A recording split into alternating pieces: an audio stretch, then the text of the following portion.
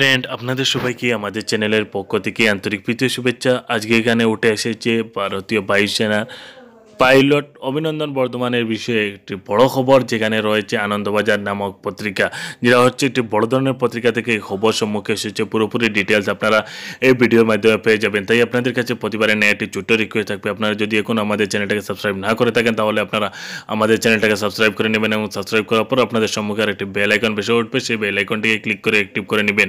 যেখানে দেখতে পাচ্ছেন আনন্দবাজার পত্রিকা নামক বড় ধরনের পত্রিকা থেকে সেই খবরটা উঠে এসেছে, যেখানে রয়েছে শরীর সক্ষম হলেই ফের ককপিটে অভিনন্দন। যেখানে আপনারা নিশ্চয়ই অভিনন্দন বর্ধমান যিনি ভারতীয় বায়ুসেনার পাইলট রয়েছেন তার বিষয়ে এখানে ডিটেল দেখতে পারেন। বায়ুসেনার কোনো পাইলট অন্য দেশের সেনার হাতে ধরা পড়লে সাধারণত তাকে আর যুদ্ধ বিমানে ফেরানো হয় না।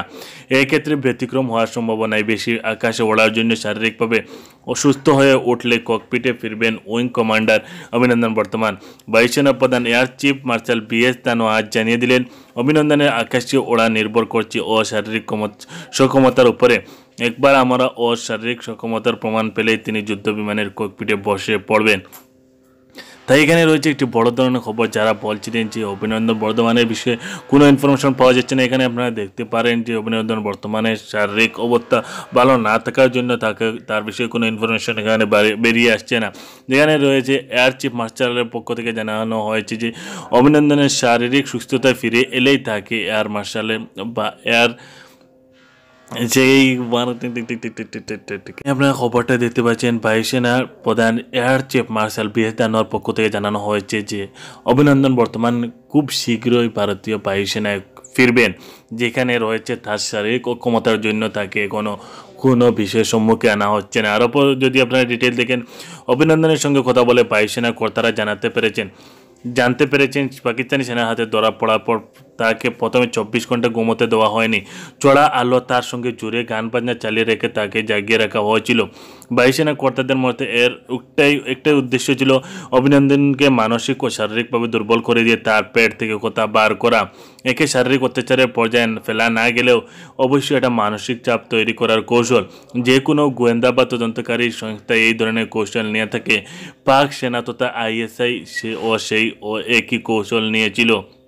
যেখানে আরও রয়েছে খবর, অভিনন্দন নিজেই বায়ুসেনা শীর্ষ কর্তাদের জানিয়েছেন তিনি দ্রুত ককপিটে ফিরতে চান। শুধু শারীরিক নয়, অভিনন্দনের মানসিক দখল কাটিয়ে ওঠাও জরুরি বলে মনে করছেন বায়ুসেনার কর্তারা। যেখানে দেখতে পাচ্ছেন অভিনন্দনের পক্ষ থেকে সেই খবরটা বেরিয়ে এসেছে, বা অভিনন্দন নিজেই জানিয়েছেন তিনি দ্রুত ককপিটে ফিরতে চান। ও অভিনন্দনের শারীরিক পরীক্ষা করে জানা গিয়েছে তার পাঁজরের সঙ্গে মেরুদণ্ডেও চোট রয়েছে। MiG-21 থেকে ঝাঁপিয়ে পড়ার ফলে এই চোট, ওটা আপনারা দেখতে পেলেন, MiG-21 থেকে ঝাঁপিয়ে পড়ার ফলে এই চোট লাগার দরুন বায়ুসেনার যে পাইলট অভিনন্দন বর্ধমানের শারীরিক অসুস্থতার জন্য তার কোনো খবর এখনও বেরিয়ে আসছে না। তিনি নিজেই জানিয়েছেন খুব শীঘ্রই তার শারীরিক অসুস্থতা যখন সেরে উঠবে তখন তিনি সেই বায়ুসেনার ককপিটে ফিরে আসবেন। তাই এখানে একটি বড় ধরনের খবর রয়েছে। তাই এখনও যদি আপনারা আমাদের চ্যানেলটাকে সাবস্ক্রাইব না করে থাকেন তাহলে আপনারা আমাদের চ্যানেলটাকে সাবস্ক্রাইব করে নিতে পারেন, এবং এরকম ইনফরমেশন আপনারা আমাদের চ্যানেল থেকে সহজে নিয়ে নিতে পারেন।